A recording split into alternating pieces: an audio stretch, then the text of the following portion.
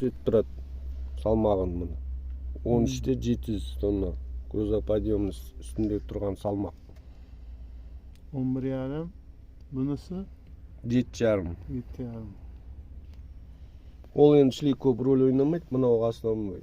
Германия, Австрия 11,5-нан аспау керек. Енді әр жердің өзінің несі бар. Францияда 12,5, Италия 12,5-ға шейін жүре берсем болады. Одан кейін мына аккумулятордың зарядын қарап тұрасың. Аккумулятор жақсы. Аккумулятор нормальный. Бірақ енді жаңағы 45-ке тұрғанда тексеріп, мынадан түсірмей, оталдырып қойсан, оталдырған кезде кнопканы бір басасын, өзі оборот ұстап тұрады. 7-ге шейін барып тұрады. Түсіндің ғой? Мынау саженный фильтр ол. Әлі толмаған бар әлі. Температура судікі.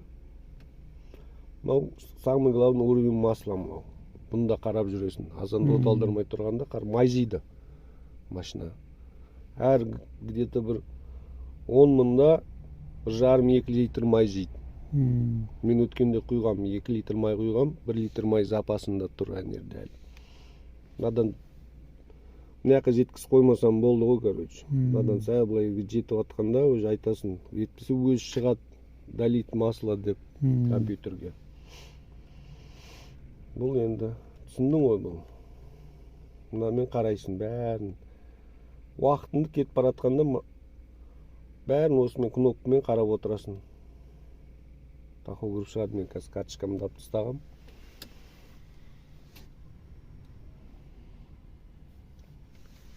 Мынамен заднийге шығасың бәрінен қайтардан.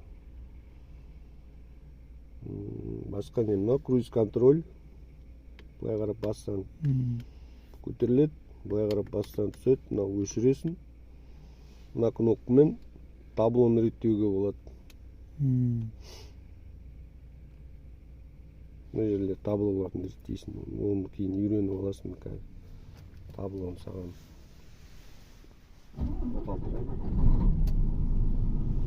Міне табло осылай болып тұрады. Осылай нормально маған бәрі көрініп тұрады.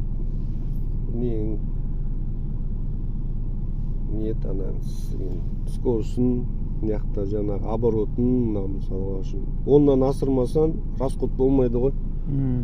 Перерасход болмайды. Оннан асса, енді перерасход болады, енді пережок.